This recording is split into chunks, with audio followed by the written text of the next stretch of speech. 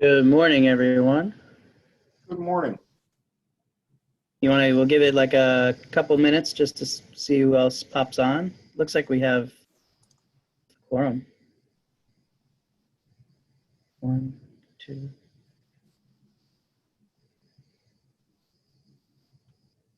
Five. Almost.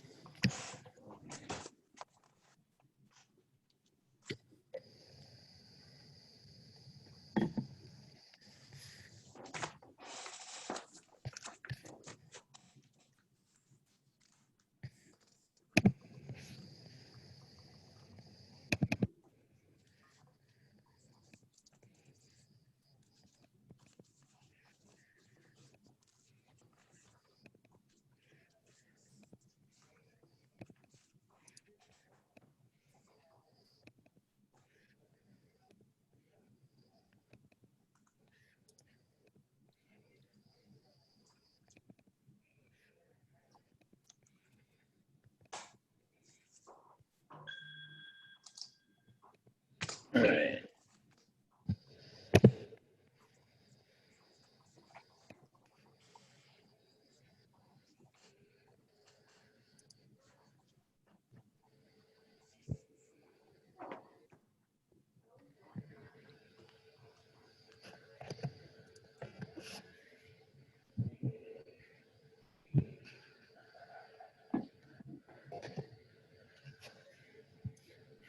I'm just taking attendance while we wait.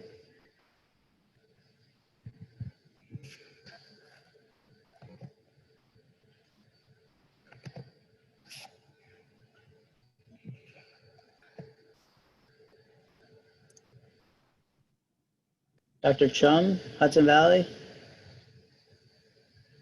On the line? No? Present. Present. Oh, there you are. Thanks.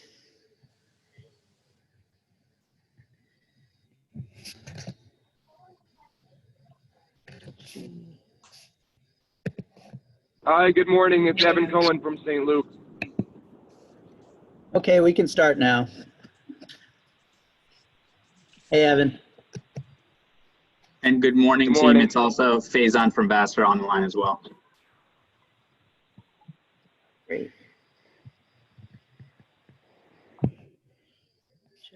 Dr. Pappas, you want me to do a roll call or are you okay? I'm just doing it off the Zoom. I'm pretty Okay, much, we're making progress. okay.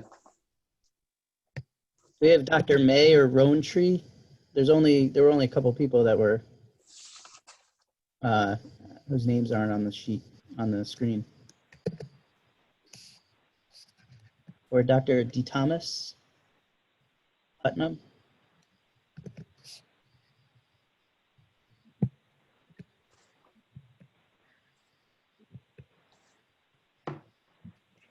Van Rokens. No.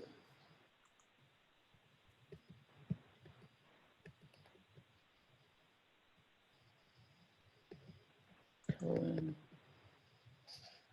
Sharon Hospital, Santos.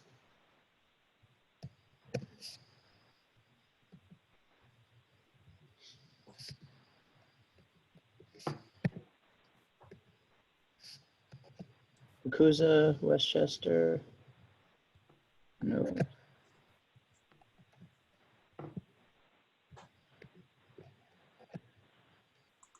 Dr. Larson.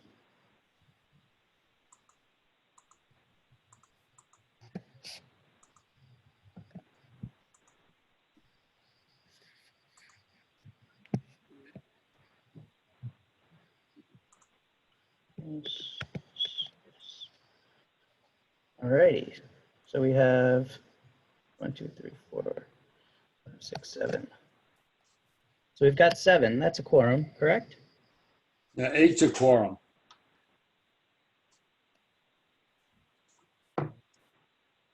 We need 8. Hold on. Let me recount. Did I count myself? 1, 2, 3, 4, 5, 6. Oh, we have 8. Yeah, we do. We have 8. Alrighty. So, pull up the agenda.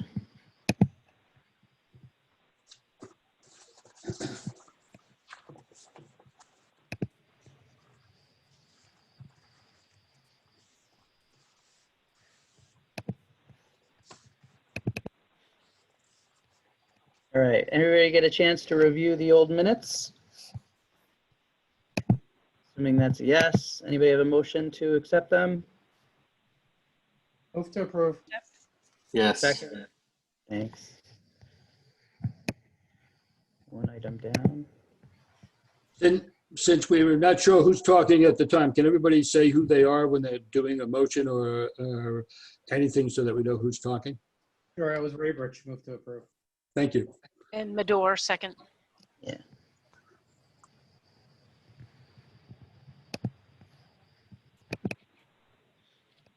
All right, so old business, iGel project.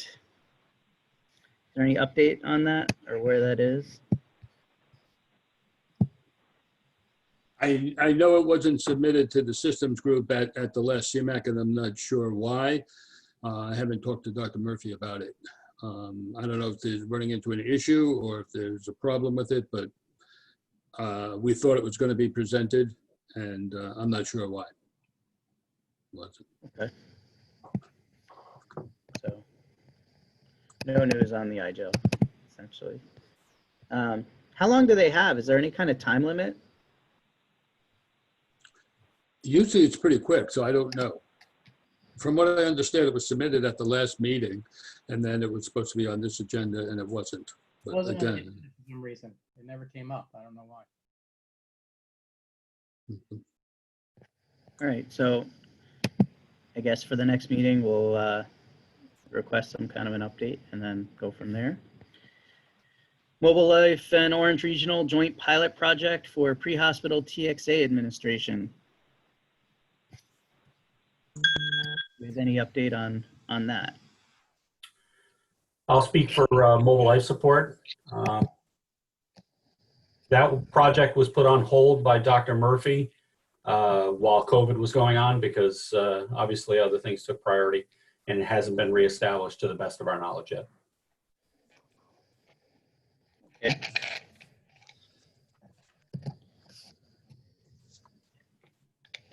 Moving along, service upgrades. Yeah, we have a few. We have 3 agencies requesting an upgrade for CPAP, and they are Mountaindale, Coldenham, and Lenape. Mountaindale, Warwick, and Lenape. Coldenham for Narcan, Global Foundries for PAD, Garrison and Kent for glucometry. Do we have a motion to accept those upgrades? Or do we vote? Do we have to vote on this? yes. Yeah, the MAC has to approve them. So, all in favor? How do we do online voting? Put your cameras on, you could raise your hand. How I about in guess the you- chat? Ability to do a poll? How about in the chat? Can you put a poll up? Do you have the ability to add a poll? Not quickly, no. How about in the chat, just type in approve or don't approve? Well, I think we could do it by voice and see how many, excuse me, how many You're gonna yeas have and nays. You're gonna Just have to take do the it by chat. voice because people don't have the chat function on their phones. Aye, aye. All right. Stu Miller, Aye. Jeff, Raybridge, Yes. Eric. I can't vote. Oh, you can't vote. Chung, Yes. I don't know who 315387. That's Evan Cohen, yes. Okay. Arshad, Yes. it sounds, does anybody object? I'm Mador, and that's a yes. I'm assuming that's, you don't object. Dennis? Dr. Mao, any objections?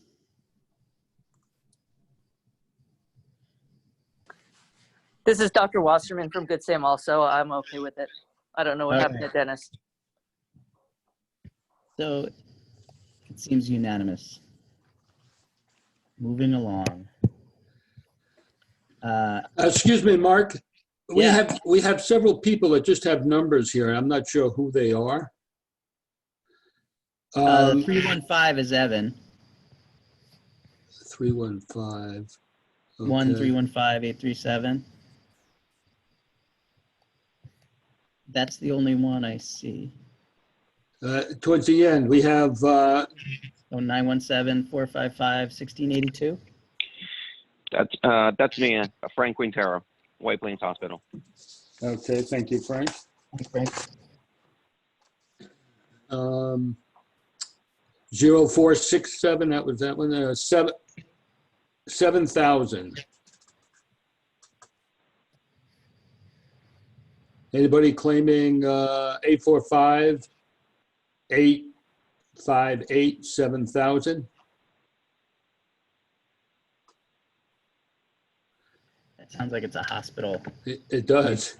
calling in and their video is on. 3227?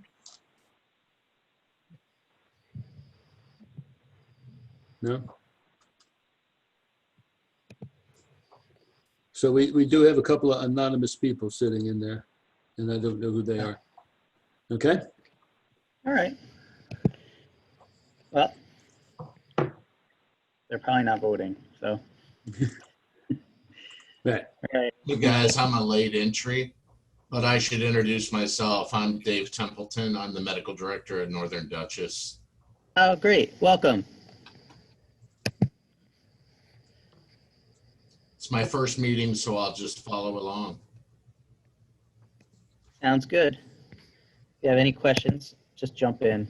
It's an informal group. All right, we're just moving along through the agenda here. We did service upgrades, evaluation subcommittee report. We Dr. do Arshad? not have anything to report. Okay. I guess that's a good thing. New York State Department of Health enforcement notifications. Okay. So I've got to read through all these. There's 8 or so. Yes, they have to go on the record, yes. Yes. Okay.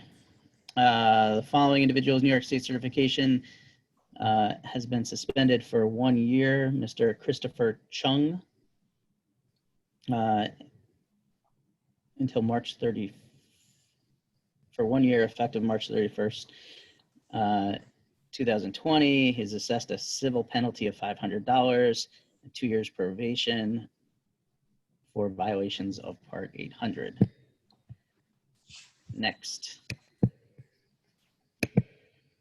Christina Cosentino for violations of Part 800, voluntarily surrendered her license or certification 7720. Next. Thomas Dean for violations of Part 800, assessed a civil penalty of $2,000 and certification has been revoked effective July 6th, 2020.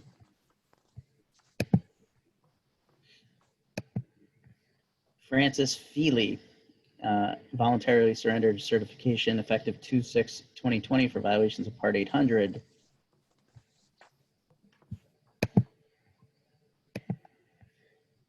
Roberto Pagan Velasquez for violations of Part 800, suspended certification for 1 year effective March 24th, 2020, assessed a civil penalty of $2,000.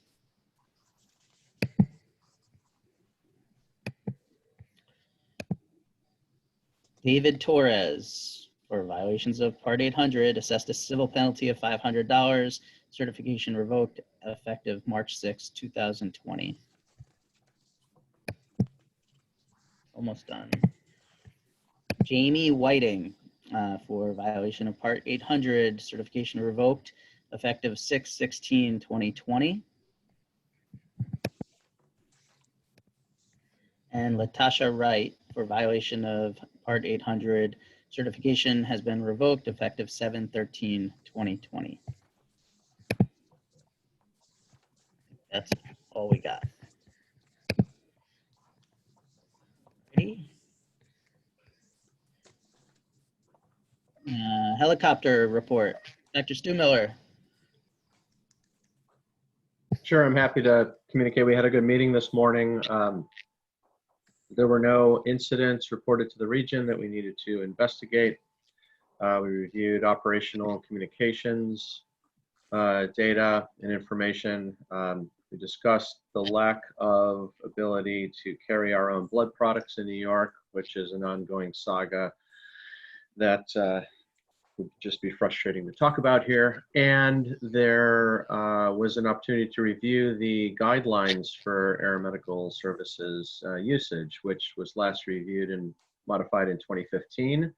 And we went through the document and assigned individuals to review these different sections with the hope of having that work done to present to this group for our next meeting. But there is an ask of each of you on this call that are hospital representatives.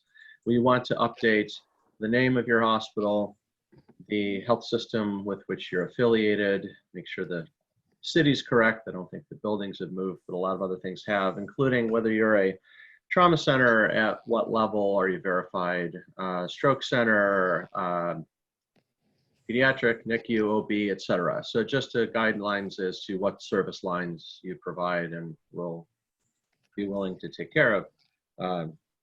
So we'll send that out to each of you representing your hospitals and ask that you update it so we have the most accurate information in the guidelines. And those others on the call earlier, did I miss anything? No. Were you guys gonna talk about COVID briefly? I got cut off the helicopter call, right, as you were discussing that. Yeah, I mean, I can summarize it. Utilizing PPE within the Life Center New York program, we've transported, I guess I'd have to look at the number, but many dozens of patients and have not had a single provider contract COVID-19 from their clinical care delivered on the helicopter. And likewise, the Hackensack University Medical Center aircraft has likewise not had anyone convert. They actually have a pretty slick device that was built by someone in nearby in New Jersey that takes advantage of Pepper technology and to put a patient actually in almost like a containment unit that has HEPA filters, exhaust that filters out any viral particles from within in the containment unit. So it's pretty impressive device that they described that they have been using for their COVID positive or suspected patients. One of the interesting things that they mentioned with that is that it might be adaptable to ground units also. They have a way of setting it up on ground units if anybody's interested in it. And I think you said the cost was about $2,000. Yep, and they change the filters after each transport, and the filters are $9. So. You know, it seemed really, really cool. But I always wonder with these devices, like, you know, there was the data that came back. We all were intubating with the, I forget what the name was, that shell in the hospital, the box, the intubating box. And then the data came back that actually the virus was coming more towards us. I mean, this looks far more sealed, you know, and it has the gloves and everything. So it's probably even better. But you always wonder, like, without the data, what the efficacy was. But I thought one of the things that was kind of important that he pointed to is that it sort of makes the provider feel safe regardless. And if they're stuck in a helicopter with a COVID patient, probably that's important. Same thing with the back of an ambulance. So maybe there's some validity to it, even if it's not like a, you know, even if it brings it down 80% or 90%, potential risk. All right. QI report. Jeff? Right, we've been fairly busy with data, and I'm going to share one of the items that I've been working on. maybe. Can you see the screen with the dashboard? Yes. Okay. One of the things that I have developed using Nentis 3 data is more or less a performance dashboard. I went from 1 January to 31 August with the call totals, average times, just to see where as a region we are. Also looked at call volume by month and county and call volume by county, as well as Narcan totals by county. The one more interesting area that I'm looking at is looking at what New York State is considering for key performance indicators. One of their projects is looking at several areas to determine how as a state we're doing. I'm breaking it down to look at how as a region we're doing. One of the components they're looking at is chest pain and how we treat chest pain. And one of the components of that is how quickly are we getting a 12 lead done on a patient. National EMS standards consider 10 minutes to be the time frame in which a 12 lead should be captured on any patient displaying any type of cardiac symptoms. I'll save you the math. We're at about 52% of 12 leads being done within 10 minutes. So we need to start working on shifting those numbers from the left back, or excuse me, the numbers on the right back over to the left. And without breaking that out into an agency by agency, this should be done as a as kind of a regional project with all agencies kind of looking at their own numbers individually and moving them as they need to.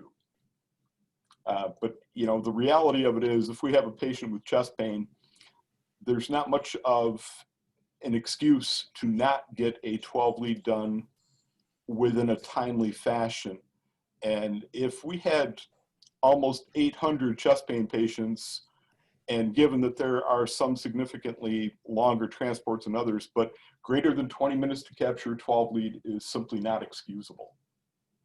It's a standard of care that really should be adhered to fairly diligently. So we do have some work to do. I did break out some numbers from the 3 high COVID months of March, April, and May, and did not really see any significant shift in those timeframes. So we can't really use a longer assessment or doffing and donning of PPE being a reason that those numbers shifted.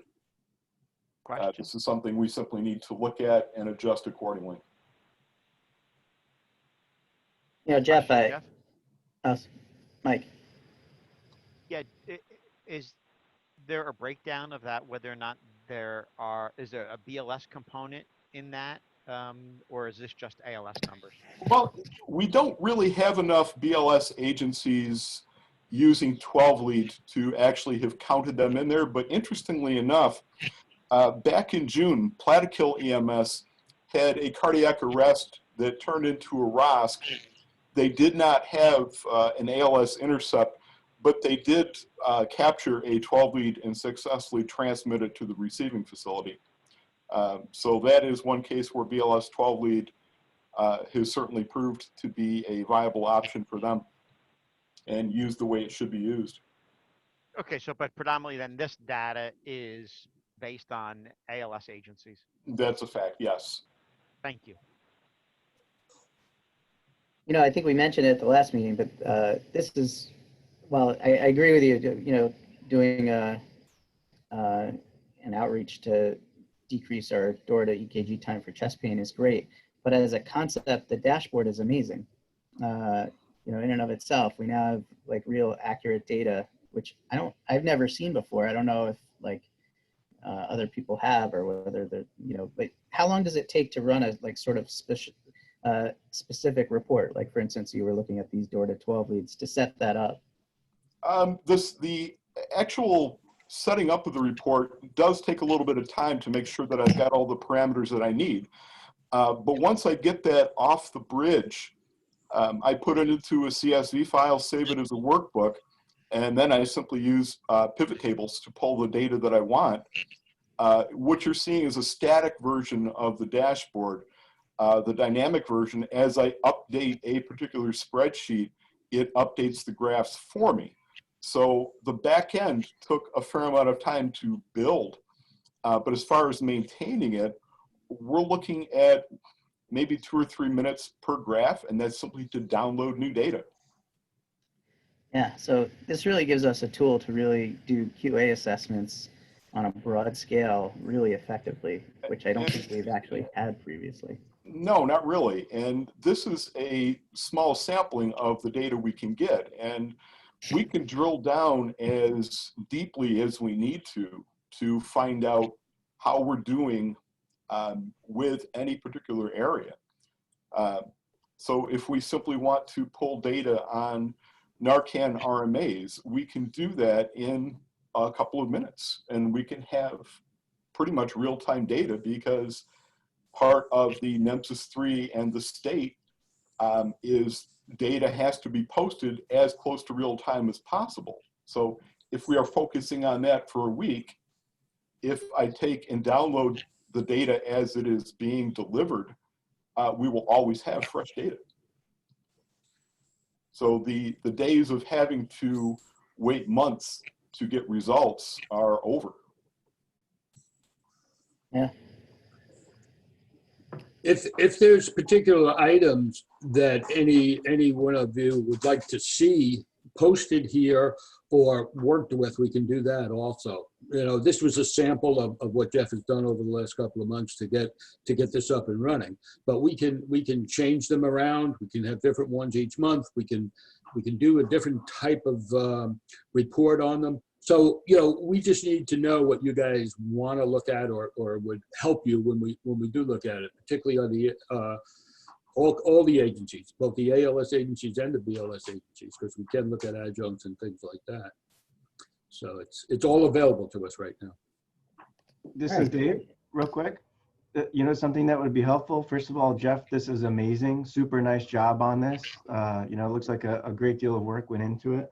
Maybe looking at the state metrics that they were have been proposing at the last number of CMAC SEMSCO meetings, and then maybe just some of the differences between BLS and ALS and peds and adults. Since there's a big push for the pediatric programs, that would be something good to look at also.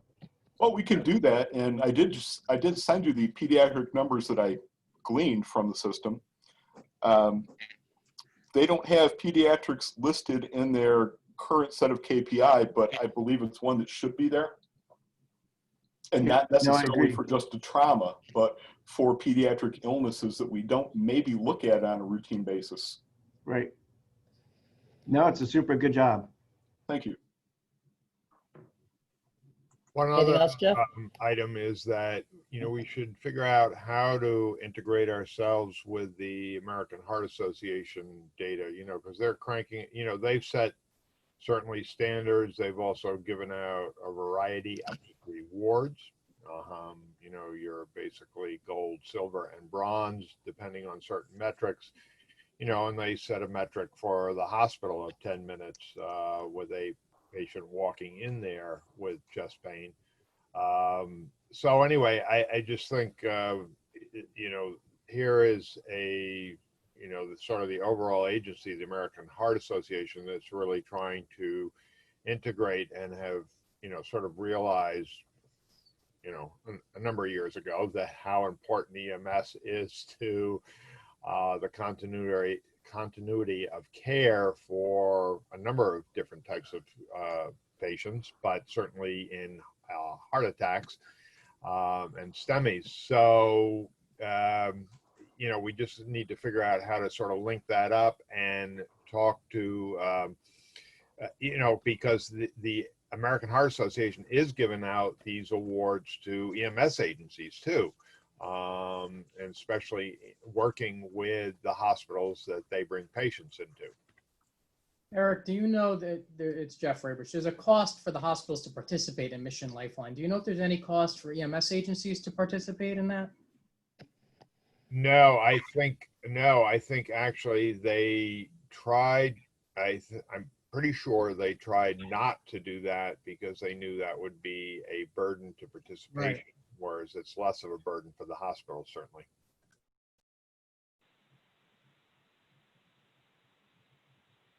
You know, we could probably put in a couple of benchmarks that agencies could look at their data against, like regionalized data, and just sort of see where, as a QA tool, you know, how's my agency compared to what the region looks like, and what's the AHA sort of data bar, what's the state data bar, what's the regional data bar, you know, those kinds of things. That'd be a great tool for everyone to be able to Sure. use. We sort of can on we their can own. break that out and do that. Yeah, this would be great. We'll have Dave be the head of that committee. I'm sorry, Dave Grass, that is? We should talk offline about how to set this up. This is a great idea. Yeah, I just Googled Mission Lifeline EMS recognition, frequently asked questions. Easily found document, no cost to EMS. You never know, we maybe get some of our agencies an award. Okay, so I guess we'll talk offline after about how to set this up. Anything else from QI? I think that's about it this time around. All right, thanks. Mike, Protocol Committee. Thank you. A few items, open items is Dr. Murphy and Raybrick and David Murphy, or David Violante are working on the stroke flow sheet. We haven't heard anything back from Bethel EMS with regards to the increase in interest in going with AEMT. The ketamine project apparently is starting up again to develop some work on that. That's being done by Mobile Life Support and New Windsor. Nothing more to report on that at this point. Just as a reminder that the New York State EMS viral pandemic treatment protocol remains in effect. That had not been sunsetted. They're looking to possibly modify that document at the next CMAC SEMSCO meeting. And we, through Dr. Murphy, actually sent the Hudson Valley Regional Advisory 20-04, which was developed on April 30th of 20, which includes the component for checking with medical control prior to leaving the patient in place. And so she has forwarded that for their consideration. They're going to discuss it at the next CMAC SEMSCO meetings. And Bill, I'm going to turn this topic over to you just because I don't know the current status on it, but on the list that we had from the protocol committee was to discuss the physicians that have not completed the ALS rollout. Yeah, we have some physicians that are working in our ERs that had not completed the ALS rollout, the last rollout. So Karen has notified everybody, so they should be aware. If you haven't got notified, most of yours should be done. But there are a few stragglers here and there that we need to get up to speed on the current protocol. Yeah, the update's so quick. Yeah. Okay, thank you. Also, just some new items is raised from Dutchess County up to the Bureau is transportation of patients in police custody. So certainly there's been some concern about the patients that have been restrained during transportation. So we're waiting to hear from some guidance on the state on that. Also, there was a discussion at the CMAC meetings and REMSCO meetings, and I'm going to let Dave and Dr. Raybrick certainly do more reporting on that. But if there's any interest in the development of disaster protocols and or protocols for a second wave, we'd like to have those forwarded through Dr. Murphy for consideration at medical standards. So the discussion was possibly having some protocols ready to go, ready to turn on in the event that they needed to be turned on, as the approval process during COVID took so long. It was very difficult to do that. Also, there was a motion at the SEMSCO and CMAC that they write a letter to the commissioner indicating that the administration of vaccinations is within the scope of practice for all EMS providers with training. All right, so that's in the event that EMS providers need to assist with the COVID vaccinations once that comes forward. And then there was also a discussion and motion regarding the use of terbutaline as a medication substitution for shortages in asthma when epinephrine is not available. And that's all I have from the protocol committee. So thank you.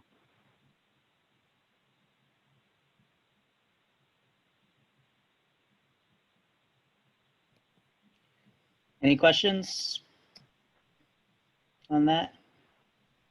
All right. Moving along, new business, ambulance. This is sort of a two-folded discussion. I don't know if everybody's gotten a chance to read the letter that was sent out regarding ambulance's application to upgrade to ALS status that was sent out with the meeting minutes. There's two issues that sort of the application raises. One is the actual application and the issue of just voting whether to approve them to begin operating on an emergency status while the formal process is begun. And then the second was our process itself, which I don't know that we need to have a formal discussion now, but it was sort of raised in the process of the application as it was set forth.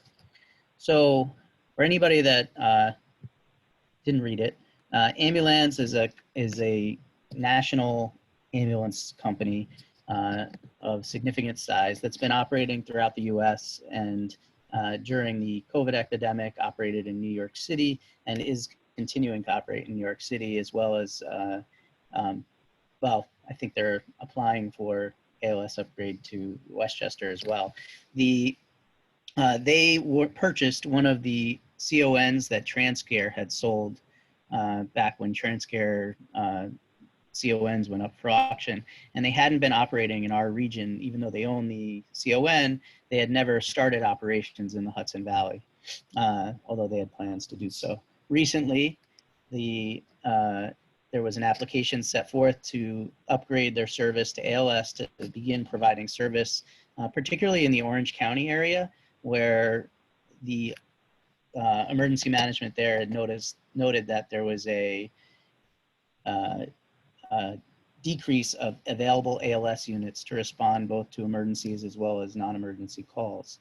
So the application was set forth, and our historical application process for agencies that were upgrading from BLS to ALS has been quite rigorous. Bill, do you want to go through all the the steps that are standardly applied, or just and we'll talk about why we're sort of want to begin getting them operating on an emergency basis in the short term?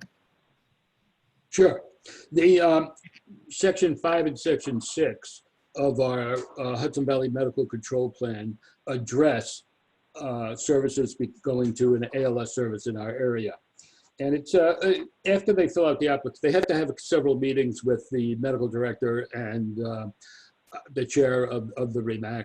And then if they decide that they want to do it, they have to fill out an application, which is about maybe a 12 or 15 page application. The packet is submitted, and then we review the packet. We make sure it's all filled out completely. And once it's deemed complete, the chair of the MAC would assign a tag, which would then review the application to make sure it has valid information on it, make sure that they can perform the duties that they need as an ALS service within an area. And the tag would then create a public meeting. It's not a public hearing. There's no administrative law judge or anything. It's the committee having a public meeting where other agencies and other people within the area, within the community, can comment on things about that service becoming ALS, whether it's positive or negative, or if there's a need or not a need, or however, whatever they want, they can do. And then we wait 30 days for any other input that, any written input that's coming into us. So after that, the TAG would then review all the information that they have and either call in the agency and talk to them about the issues that are there and see if they're resolved or if they're valid issues or invalid issues. And then the TAG would then make a recommendation to the REMAC as to whether or not they think that, it's a viable agency to be upgraded to an ALS agency. And then the REMAC would vote on it. And if they do vote on it, and they do vote in the positive, it would then be a 1-year provisional ALS service, and then they have to meet certain criteria. After 6 months, they have to report to the REMAC what's going on, and if they've met their calls, and if they've missed anything, if they've been out of service or anything of that nature. And then after a year, we would vote either to extend the provisional for another year or to upgrade them to an ALS service. Now, one of the things that it looks at is all the financial information. If we're going to do it 24/7, just to make sure that an agency understands what the commitment is for an ALS service in the Hudson Valley. Now, one of the issues that comes with this is it's really looking at a BLS agency that's sitting in the county working today and then becoming an ALS agency. It's not really conducive to an agency that is an ALS agency, that has been ALS, understands what ALS is, and is, doing that kind of work. So we have the application for an ambulance, and they've submitted it. They are ready to go through the whole process that we have outlined here. Now, what they've asked for in the meantime would be to put some people in service, and I think Mark will go over that part of it for you, right? Yeah, the issue is there's been a recognized dearth of coverage in the area, reported from the emergency managers in Orange County, and in this case, as Bill said, the reason the application process is very laborious and time consuming is as a region, we want to make sure that when an agency is upgrading from BLS to ALS, that they know that this is a full endeavor that is going to require a lot of energy and expense and et cetera, and that they're well prepared to do so, and that the reporting requirements after sort of ensure that that's the case. Here we have sort of a different scenario where we have an ambulance service that runs ALS regularly and has been running for some time, is nationally known, of no ill repute, and is comparable to every other national ambulance service. So, they know how to do ALS, and they purchased a CON, and that was their plan. So they want to start operating on an emergency basis while the rest of the application process goes through. And from my perspective, that it seems rational. Discussion.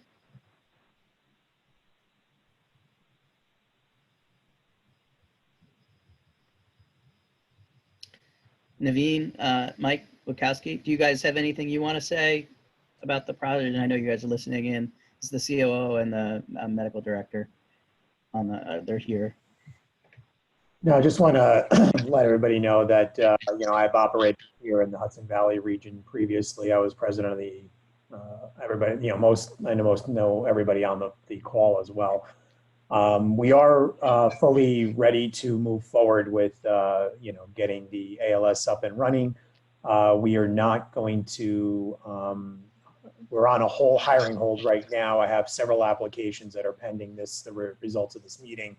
So they will be all Hudson Valley REMAC paramedics that will be operating, as well as conforming to the protocols and policies of the region.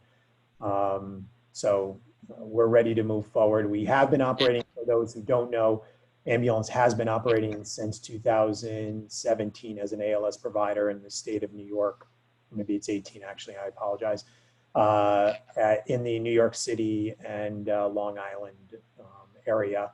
All of our operations other than this particular license are all at the ALS level at this point, as well as nationally. So we look forward to working with the region and continue to work in the area, and I can answer any questions anybody may have. All right.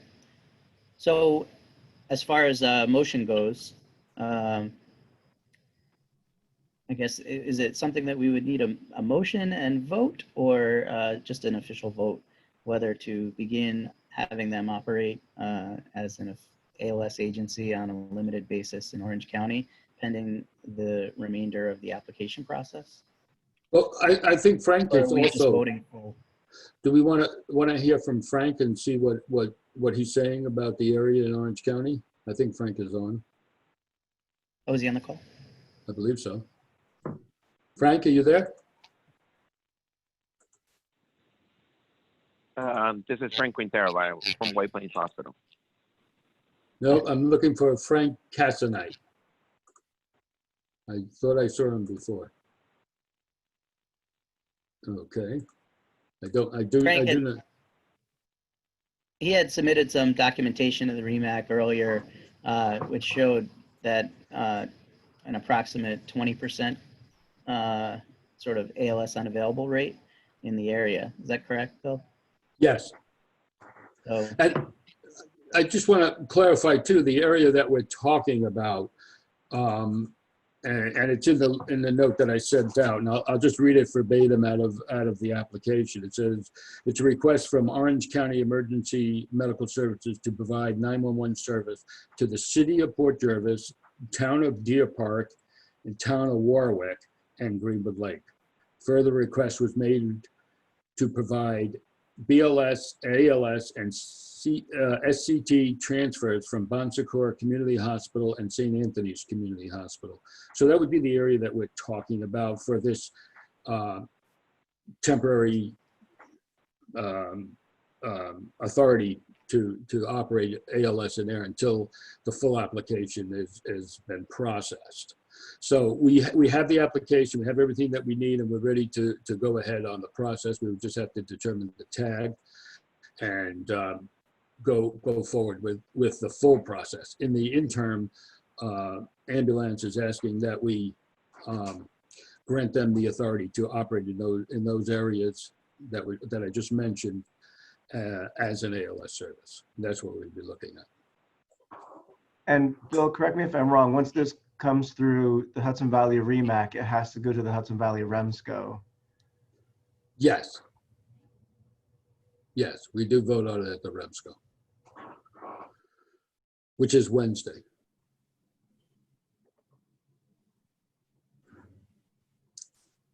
all right. Shall we have a roll call vote? Yes, it should be. Dr. Stumiller, Yes. Dr. Raybridge, Yes. Dr. Chung, Yes. Dr. Cohen, Yes. Dr. Arshad, Yes. Dr. Medor, Yes. Dr. Templeton, Yes. Dr. Wasserman, Yes.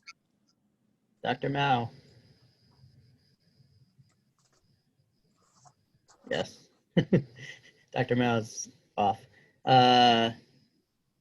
Is that everybody? Myself, yes. Dr. Cohen? He said yes. Yeah. Okay. Oh, second page here. Dr. All right. That passes unanimously. Okay.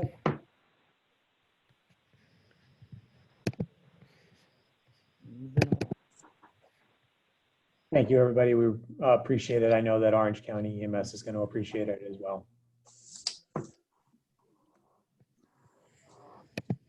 All right. CMAC is when? It just was. It just happened, but Well, can anybody do the originally report? gonna I be thought it like- was next week. I don't know Yeah, why. it was originally going to be in October, but now they're looking to push it to November. They sent out a survey to the CMAC and SEMSCO members to see if November works better. Do you want information from the last CMAC SEMSCO? That was the one that just was? Yeah. Yeah. Did anything, well, if anything of significance came out? So Mike had, and I'll ask Jeff, do you want to do that or do you want me to go through that? Go ahead. I'll chime in. Okay. A couple of motions Mike already had talked about with the terbutaline. Also to affirm the scope of practice that it's all EMS providers to administer vaccines if so trained.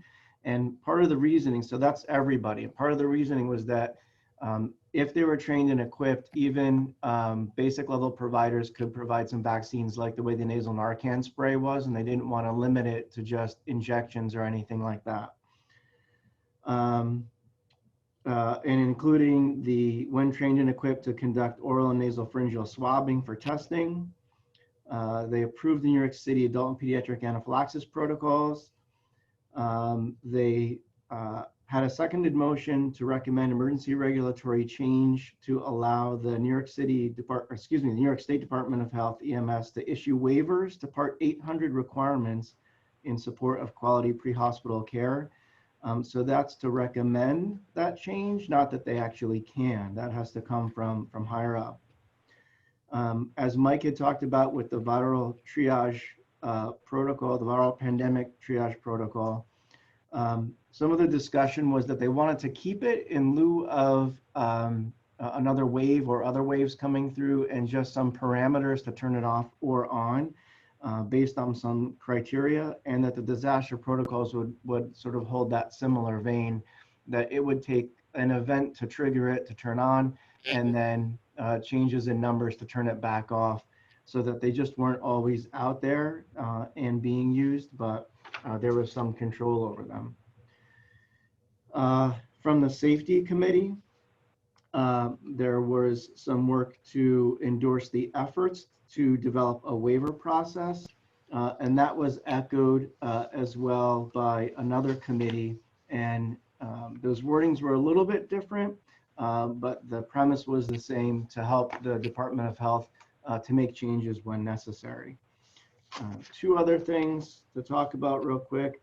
One of them was that the Vital Signs Academy at the state has been providing CMEs every week. There's something every day for BLS and ALS providers in an online format, which is great. Their annual conference is going to be virtual this year.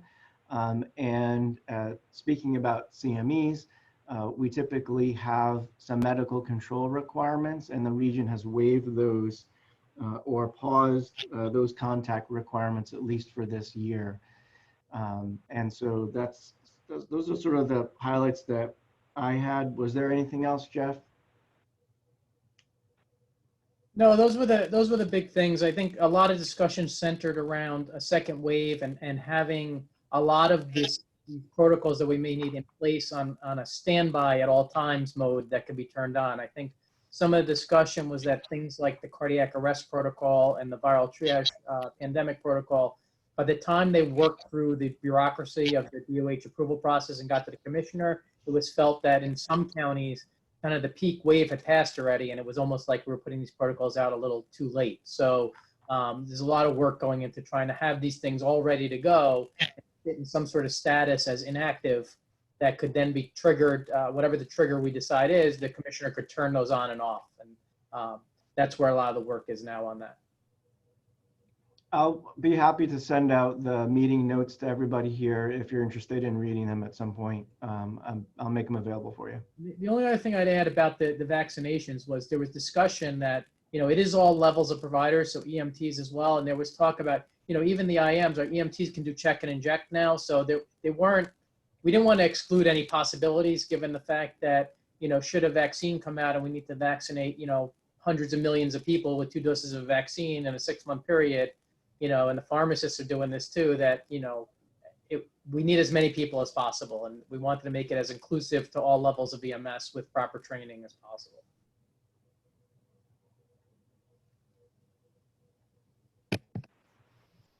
Good stuff. Thanks. All right, open forum. Anybody have any issues to discuss?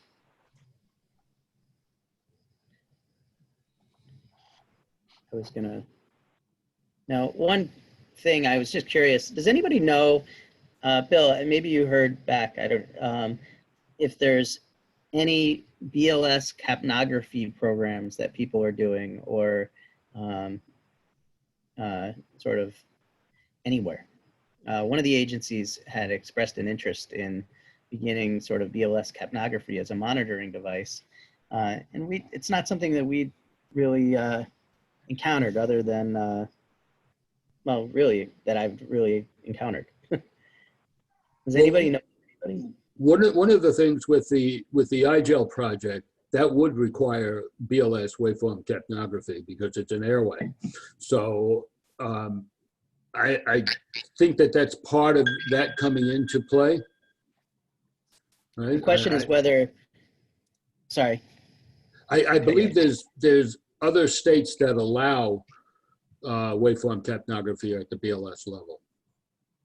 Is this something that would require sort of a project going forward, or is it something sort of like using a thermometer that an ambulance could just do with training by their medical director?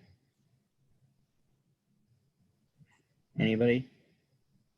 I think at the moment the units are really expensive, that are just the standalone waveform capnography units. But as someone who teaches patho, I'm highly in favor, and I'll do as much of the training as possible.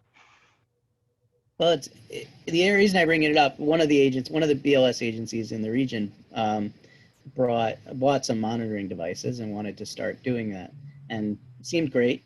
But I didn't know the answer as to whether this is something that needed a pilot project or whether they could just start doing with appropriate training under the guise of their medical director. It's really a diagnostic tool, isn't it? Mm-hmm. So, I mean, what would it be attributed to? Like a thermometer, or is it more like? Well, the problem is it's a little bit more complicated in the sense that you really have to, if you mess it up, let's say you're like, I mean, technically you're not pronouncing anybody dead based on their end tidal CO2, but if you misinterpret it, you may, like if you think it's a high number is bad, or do you see what I'm saying? Like you could potentially make diagnostic errors with it, but I guess you could do the same thing with a thermometer or a pulse ox. But the pulse ox and a thermometer are sort of intuitively obvious. You read the number, and if it's really high, you don't have to think about it, or low. Whereas with end tidal CO2, it just can be a little confusing. But that being said, it is just purely diagnostic, and it's quick, and with appropriate, very minimal training, you can make some reasonable assumptions based upon it. We may see more use of it as other agencies decide to do 12 leads, because it may be built into the units that they acquired to do that. That's where this agency, they bought a 12 lead device and it has end tidal capability. So they thought, why not? Can we just start using it? So I guess we'll just say yes, once you're trained on it. There's no rules, right? I don't know that. Let me check on it first before we say yes. Okay. I'll talk to some people in the Bureau of EMS and see if that's what is required for us to be able to use it. I think it may just be an agency medical director approval, because I don't know if there's actually anything about it at the BLS level. Right. So. Yeah, and but it's sort of interesting, like what, as an agency medical director, for diagnostic instruments, what can you approve?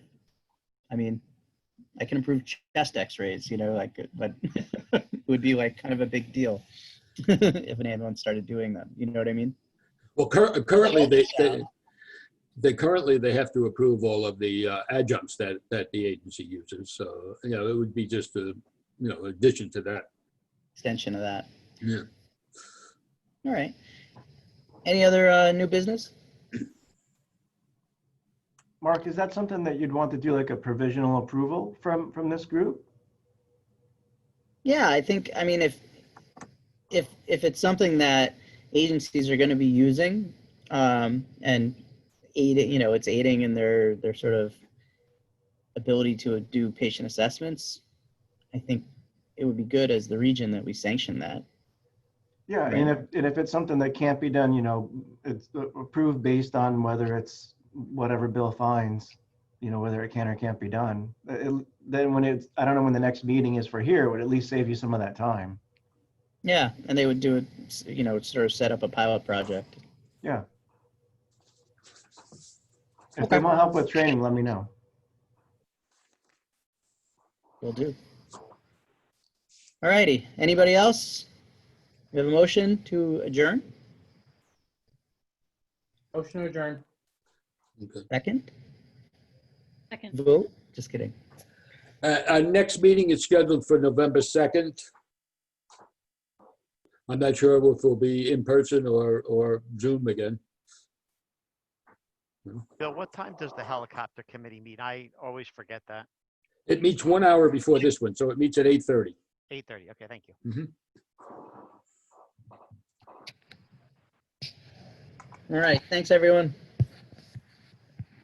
Thank you. Bye. Thanks, Mark. Have a good Thanks, one. guys. Thank you. Have a good day. Thanks, everyone.